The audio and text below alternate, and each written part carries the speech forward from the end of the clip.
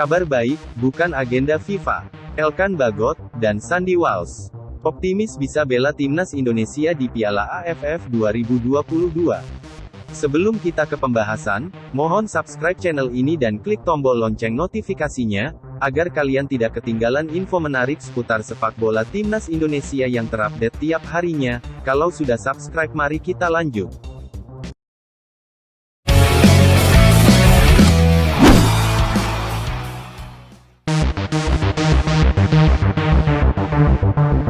Dua pemain naturalisasi yang digadang-gadang bakal membela timnas Indonesia di Piala AFF 2022, Elkan Bagot dan Sandy Walsh masih abu-abu nasibnya. Elkan Bagot memang sudah memberi kode bisa membela timnas Indonesia di Piala AFF 2022 lewat pernyataannya pada Oktober lalu. "Saya akan mewakili negara saya, Indonesia, di Piala AFF 2022, sekaligus menyegarkan mental," ujarnya.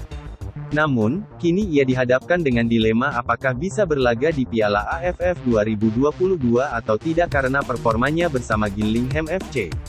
Elkan bersama Gillingham baru saja menang dengan skor 6-5 lewat adu penalti atas tim Premier League Brentford, dan berhak melaju ke babak 16 besar Piala Liga Inggris. Di babak 16 besar, Gillingham FC bertemu Wolves yang akan digelar pada tanggal 20 Desember tahun 2022, atau 2 hari sebelum laga perdana di Piala AFF 2022. Melihat performa Elkan yang selalu bermain di laga Gillingham FC, rasanya sulit bagi klub melepas pemainnya itu, apalagi Piala AFF 2022 juga bukan agenda FIFA Matchday. Oleh karena itu diperlukan lobby-lobby untuk bisa membela timnas Indonesia di Piala AFF 2022. Sekjen PSSI, Yunus Nusi mengaku langkah tersebut sudah dilakukan, khususnya dengan menyurati Gillingham FC. "Kita sudah sampaikan ke klub termasuk Elkan Bagot," ujar Yunus Nusi.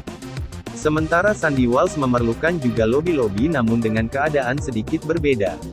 Terkait proses naturalisasinya, Sandy tinggal mengucap sumpah untuk jadi WNI kemudian diharapkan bisa membela timnas Indonesia di Piala AFF 2022. Masih ada waktu kurang lebih 40 hari sebelum Piala AFF 2022 untuk pengambilan sumpah WNI tersebut.